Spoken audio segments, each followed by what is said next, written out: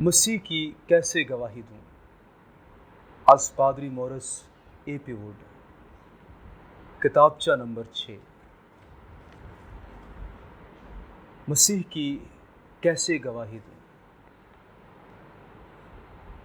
مسیحی زندگی کو بائبل مقدس میں میدان جنگ سے تشبیہ دی گئی ہے۔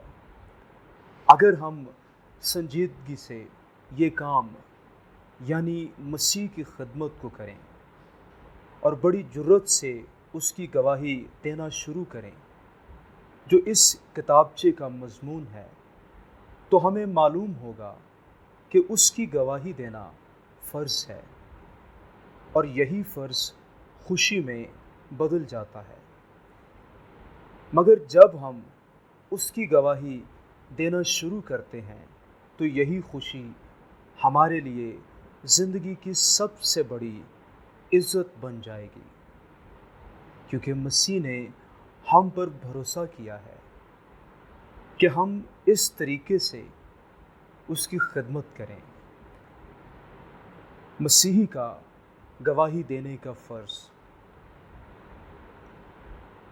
مسیح نے جو آخری حکم اپنے شاگردوں کو اعمال پہلے باب کی 8ویں اور 9ویں آیت میں دیا، وہ یہ ہے: جب روح القدس تم پر نازل ہوگا تو تم قوت پاؤ گے، اور یروشلم اور تمام یہودیہ اور سامریہ میں بلکہ زمین کی انتہا تک میرے گواہ ہوگے۔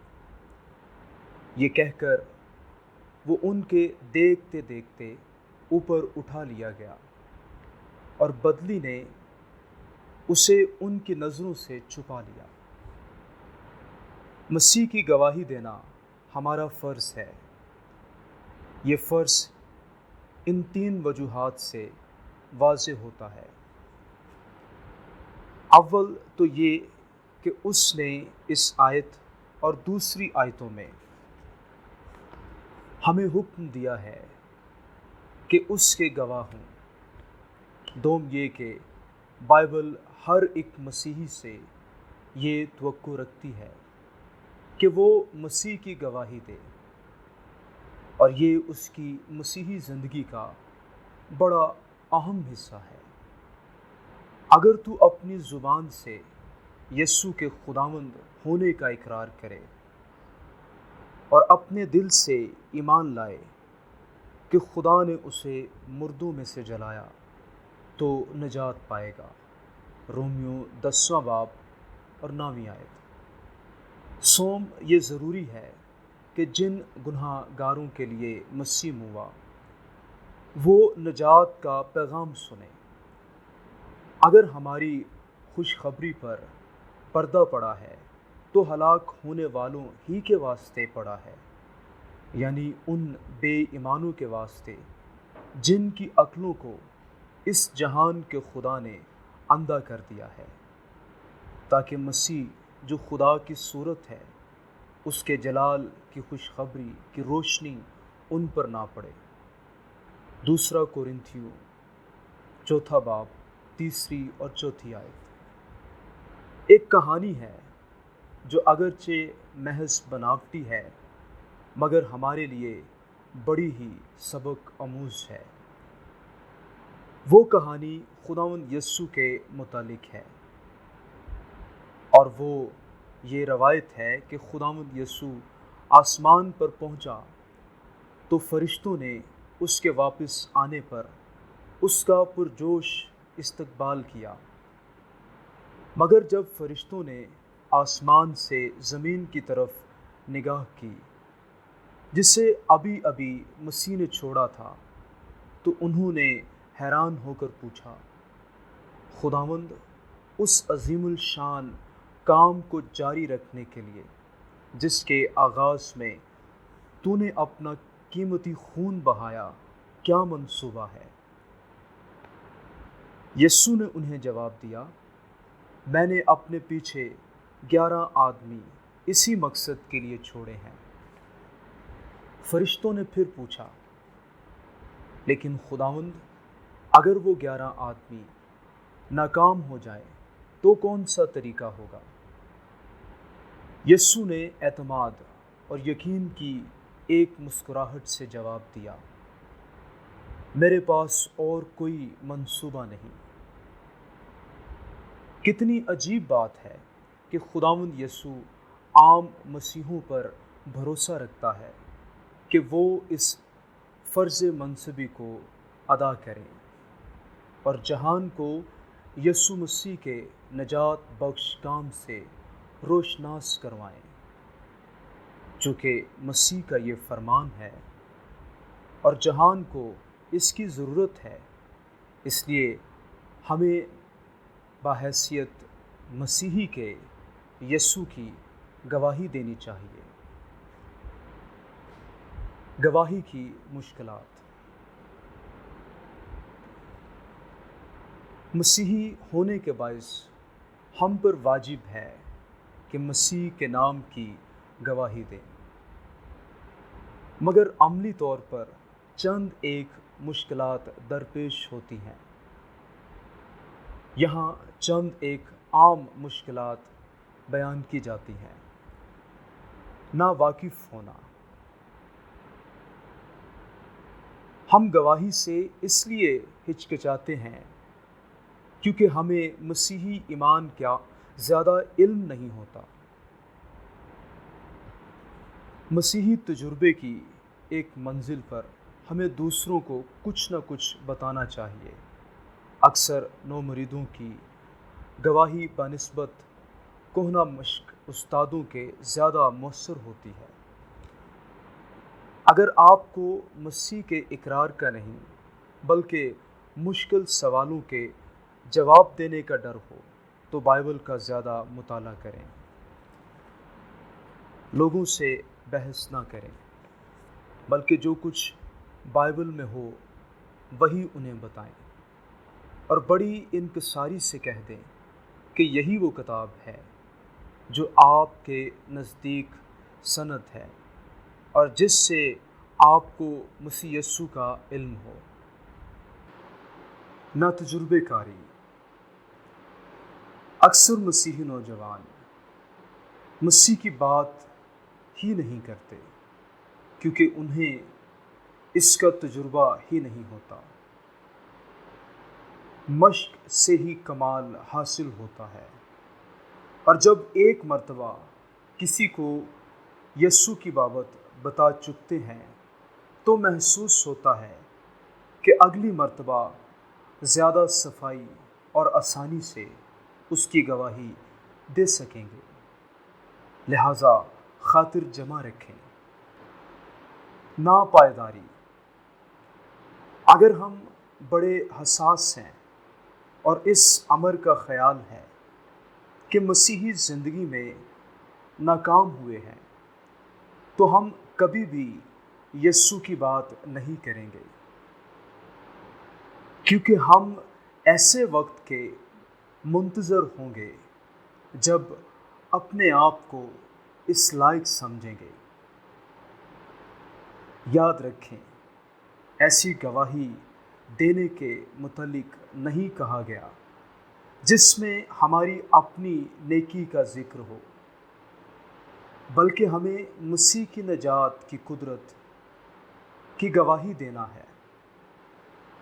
ہم اپنے آپ کو پیش نہیں کرتے بلکہ مسیح کو پیش کرتے ہیں جس کا کوئی ثانی نہیں۔ ہمیں اپنے متعلق کوئی لمبی چوڑی تقریر نہیں کرنی، بلکہ یہ بتانا ہے کہ خداوند یسوع ہمارے لیے کیا کرتا ہے۔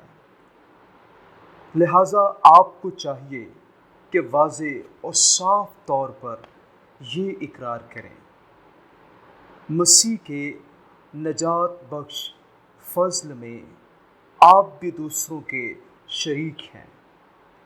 انہیں بتائیں کہ کس طرح مسیح نے آپ کے گناہ معاف کیے اور آپ کی خدا کے ساتھ صلح کرائی۔ انہیں بتائیں کہ اس نے آپ میں اپنی حضوری کا احساس پیدا کیا ہے، اور دعا اور مطالعہ بائبل اور مسیحی خدمت کرنے میں اس نے آپ کو ایک نیا شوق عطا کیا ہے۔ انہیں اپنی دعاؤں کے جوابات کے متعلق بھی کچھ بتائیں۔ انہیں بتائیں کہ اس نے آپ کی زندگی کو ایک نئے مقصد سے نوازا ہے۔ بس آپ کی گواہی زیادہ تر مسیح پر مبنی ہونی چاہیے، نہ کہ آپ کی اپنی ذات پر۔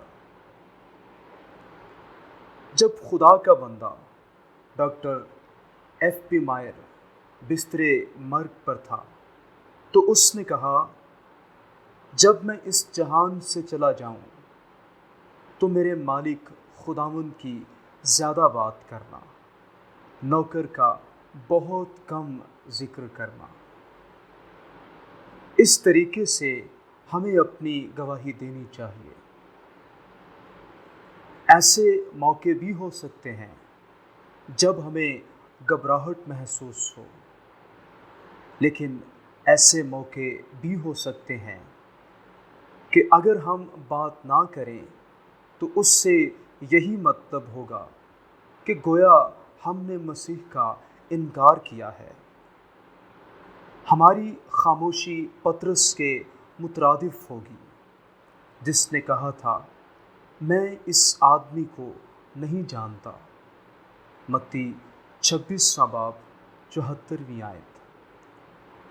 الغرض ان 3 سادہ فکروں سے دریا کو کوزے میں بند کیا جا سکتا ہے۔ پہلا، خداوند کے کلام کو سمجھیں جو یسوع کا بیان کرتا ہے۔ دوسرا، اپنے قول و فعل سے یسوع کو ظاہر کریں جس پر آپ کا بھروسہ ہے۔ تیسرا، دنیا کے پاس جائیں جسے خداوند یسوع کی ضرورت ہے۔ بحث میں الجھنے کی کوشش نہ کریں، بلکہ جو کچھ مسیح نے آپ کے لیے کیا ہے وہی انہیں بتائیں۔ فلسفیانہ وجوہات بتانے کی کوشش نہ کریں، بلکہ ان پر خدا کا کلام کھولیں۔ آغاز میں ہی کسی ہجوم کو مخاطب کرنے کی کوشش نہ کریں، بلکہ جیسا بھی موقع ہو ایک ایک کر کے ان سے سلسلہ کلام شروع کریں، اور گواہی دینے سے پہلے اور بعد میں ان کے لیے دعا کریں۔ اگر ان لوگوں میں خدا کے لیے حقیقی بھوک ہو تو اس سے اگلا کتابچہ نمبر 7، کسی کو مسیح کے پاس کیسے لاؤں، آپ کو مدد دے سکتا ہے۔ ہماری گواہی کی سمت۔ خداوند یسوع نے اپنے شاگردوں پر یہ ذمہ داری عائد کی کہ وہ یروشلم، یہودیہ اور پھر سامریہ میں اور بالآخر دنیا کی انتہا تک اس کے گواہ ہوں گے۔ اعمال 1 باب 8 اور 9 آیت۔ اگر آپ نقشہ دیکھیں تو آپ کو پتہ چلے گا کہ کس قدر وسیع پیمانے پر ان کو گواہی دینا تھا۔ جس طرح ان کی گواہی یروشلم سے شروع ہوئی، اسی طرح آج کل بھی اپنے گرد و نواح میں کام شروع کیا جائے۔ ہمیں سب سے پہلے اپنے گھر اور خاندان سے شروع کرنا چاہیے۔ بعض اوقات یہی جگہ کام شروع کرنے کے لیے مشکل ترین ہوتی ہے، مگر اپنے خاندانوں کی بھی ہم پر بڑی بھاری ذمہ داری ہے۔ جب خدا کسی خاندان میں سے ایک کو مسیح کے پاس لانے سے کام شروع کرتا ہے تو اس کا مقصد یہ ہوتا ہے کہ وہ اپنے خاندان کے دوسرے افراد کو بھی اس کے پاس لائے۔ مسٹر ٹام کی البرٹ ہال لندن کی عبادتوں میں ایک بہن نے اپنی گواہی دی کہ وہ مسیح کے پاس کیسے آئی۔ پھر اس نے اپنی بہن کے لیے دعا کی۔ اس کے فوراً بعد اس کی بہن نے اپنی تبدیلی کی سرگزشت بیان کی۔ دونوں بہنوں نے مل کر اپنے باپ کے لیے دعا کی۔ اس وقت ان کے باپ نے بھی بتایا کہ وہ کیسے مسیح کے پاس آیا۔ اب تینوں مل کر ماں کو بھی بلی گراہم کی میٹنگوں میں لے گئے اور وہاں اس عورت نے بھی اپنی زندگی اپنے نجات دہندہ کے حوالے کر دی۔ کتنا متاثر کن تھا ان چاروں کی گواہی سننا۔ وہ ایک ہی پلیٹ فارم پر یکے بعد دیگرے اپنا تجربہ بیان کر رہے تھے۔ تاہم یہ ایسا واقعہ نہیں جو تنہا ہو۔ اس کی متعدد مثالیں بیان کی جا سکتی ہیں۔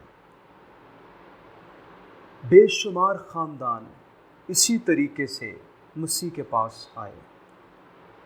اگر آپ اپنے خاندان میں پہلے مسیحی ہیں جنہوں نے اپنے خداوند کو سب کچھ سپرد کر دیا ہے، تو ذرا ہمت کریں اور اپنے خاندان کے ہر فرد کے لیے دعا کریں تاکہ وہ بھی اسی طرح یسوع کے پاس آ جائیں۔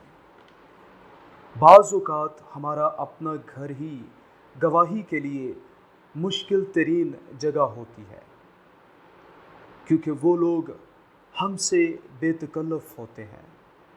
ممکن ہے اس کا سبب ان کا اندھا پن نہ ہو، بلکہ اس کا ذمہ دار ہمارا غرور ہو۔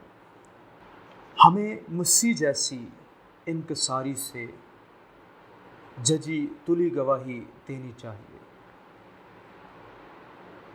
گواہی اس امر کا اعلان ہے کہ مسیح نے ہمارے لیے کیا کیا ہے۔ یہ کوئی بے ساختہ آواز نہیں جو لوگوں کو سنایا جائے۔ اگرچہ گواہی ہونٹوں سے دی جاتی ہے، مگر زندگی سے اس کی تائید بھی لازمی ہے۔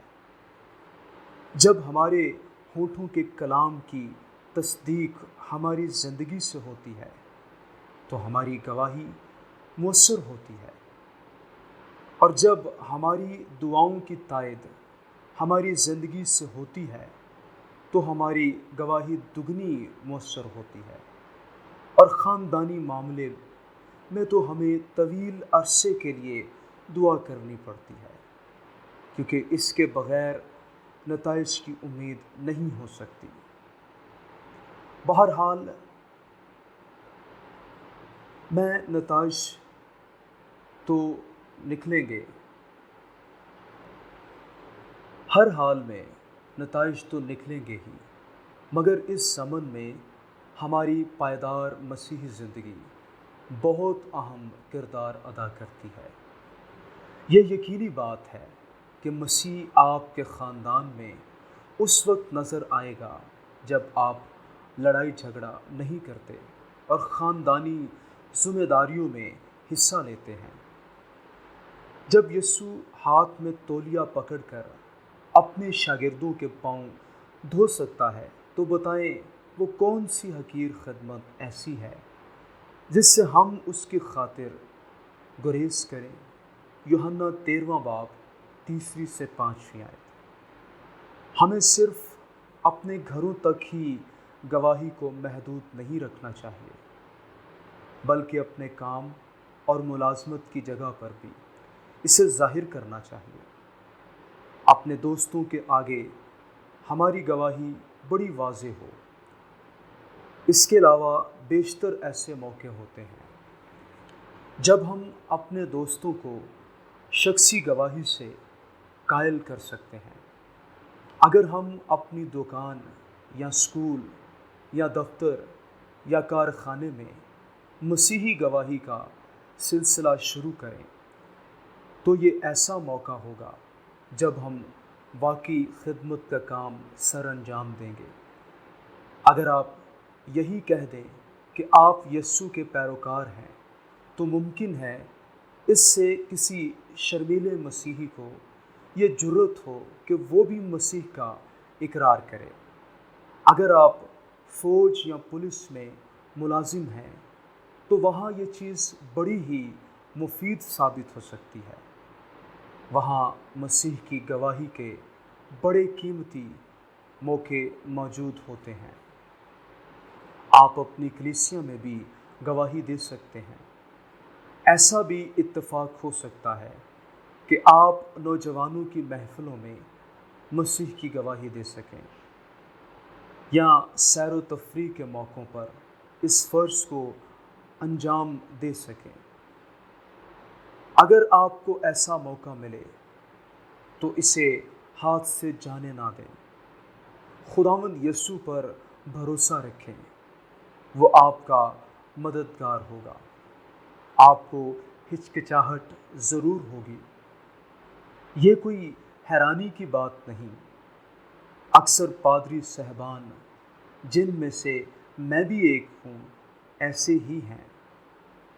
میری اپنی یہ حالت ہے کہ جب میں کسی مجلس میں وعظ کرتا تو میں خود بھی قدرے بکھلا سا جاتا ہوں۔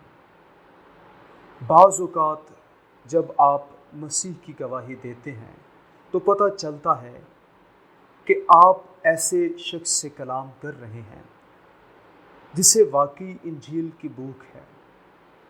جس مضمون پر آپ ان سے کلام کریں گے وہ ہمارے کتابچہ نمبر 7 کسی کو مسیح کے پاس کیسے لاؤں میں موجود ہے۔ اس موقع پر آپ کو صرف اتنا ہی یاد دلانا کافی ہے کہ مسیح نے آپ کے لیے بہت کچھ کیا ہے۔ جب موقع ملے تو لوگوں کو بائبل میں سے آیات بتائیں جو ان کے لیے مفید ہوں۔ پھر ذرا ہوشیاری مگر ثابت قدمی سے ان پر یہ واضح کریں کہ انہیں بھی خداوند یسوع مسیح کی نجات کی بخشش کو قبول کرنا ہے۔ یاد رکھیں، مسیح کی گواہی دینا ہم پر فرض ہے، خواہ ہم نتائج دیکھیں یا نہ دیکھیں۔ بعض اوقات ہم بڑے مایوس ہو جاتے ہیں کیونکہ ہم سمجھتے ہیں کہ ہمیں کوئی خاص کامیابی نہیں ہو رہی۔ آپ جانتے ہیں کہ جب سونے کی کان کھودی جاتی ہے تو پہل اس میں سے صرف کیچڑ اور مٹی ہی برآمد ہوتے ہیں۔ سونا تو کہیں دور زمین کی نچلی تہ میں ہوتا ہے۔ اسی طرح ہمیں بھی خداوند کے حکم کا وفادار ہونا ہے۔ کبھی کبھی ہمیں بھی اس کے نتائج دیکھ کر خوشی حاصل ہوتی رہے گی۔ ممکن ہے کسی کو مسیح کے پاس لانے کا سارا کام ہم ہی سر انجام نہ دیں، لیکن ہماری گواہی اس کے ایمان لانے کے سلسلے میں بہت اہم ثابت ہوتی ہے۔ میں اس سلسلے میں ایک سادہ سی مثال پیش کرتا ہوں۔ بلی گراہم کی ایک میٹنگ میں ایک نوجوان شادی شدہ جوڑے نے مسیح کو اپنا نجات دینے والا قبول کیا۔ 5 مہینے کے بعد ایک کلیسیائی مشن کے وسیلے سے 2 بہنیں تبدیل ہوئیں۔ ان 2 بہنوں کی تربیت اس شادی شدہ جوڑے نے کی تھی اور انہوں نے ہی ان کو ان کے ایمان میں قائم رکھا۔ 7 مہینے گزرنے پر انہی 2 بہنوں کی معرفت 2 اور لڑکیوں نے مسیح کو اپنا نجات دہندہ قبول کیا۔ چند ہفتے بعد ہی وہ لڑکیاں ایک اور لڑکی کو بلی گراہم کی میٹنگ میں لے گئیں جو اس وقت ویمبلی اسٹیڈیم لندن میں وعظ کر رہا تھا۔ ہفتہ ہی گزرنے پایا تھا کہ وہ لڑکی بھی کسی اور میٹنگ میں مسیح پر ایمان لائی۔ دیکھا آپ نے ایک ہی سال میں کتنی روحیں بچ گئیں۔ اس طرح اگر ہر جگہ کے مسیحی اس کام کی اہمیت کا احساس کریں اور سمجھیں کہ یہ ایک ضروری مہم ہے اور کہ مسیح کی گواہی دینا ان کے لیے عزت کی بات ہے، تو یقیناً شخصی زندگیوں میں نتائج پیدا ہوں گے۔ آپ جانتے ہیں کہ ہم ایسے زمانے میں رہ رہے ہیں جب کہ لوگ گھبرائے ہوئے، پریشان اور بے چین ہیں۔ وہ ایک دفعہ پھر مسیح کی خوشخبری سننے پر آمادہ ہیں۔ اگرچہ ہمیں بشارت کو گھر سے شروع کرنا ہے، تو بھی یسوع نے ہمیں کہا ہے کہ ہم زمین کی انتہا تک اس کے گواہ ہوں۔ اگر ہم اسے جانتے اور اس سے محبت کرتے ہیں تو پھر اپنے گھروں میں اس کی بشارت دینے میں ہمیں کوئی ہچکچاہٹ نہیں ہوگی۔ ہم اس کی منادی اپنے اسکول میں، اپنے دوستوں میں اور اپنے کام کی جگہ پر کریں گے، اور ہمیں معلوم ہوگا کہ جو ہی ہم اس کام کو شروع کریں گے تو لوگ اس پر اعتقاد رکھیں گے اور ایمان لائیں گے۔ اگر ہمیں اپنے ماحول میں وفاداری سے خداوند کی خدمت کرنی ہے تو ہو سکتا ہے وہ کسی اور جگہ بھی ہمیں خدمت کے لیے بلائے۔ خدا کس طرح ہماری رہنمائی کرتا ہے، اس کا بیان کتابچہ نمبر 8 خدا کی رہنمائی کیسے معلوم کروں میں ہے۔ فی الحال اتنا ہی کافی ہے۔ اس کتابچے کے وسیلے سے ہم ایک دوسرے کی حوصلہ افزائی کریں اور مسیح کے لیے بڑی دلیری سے گواہی دیں۔ جب ہم اس طرح کرتے ہیں تو خداوند یسوع کا آخری حکم پورا کرنے سے ہمیں خوشی اور شادمانی ہوگی۔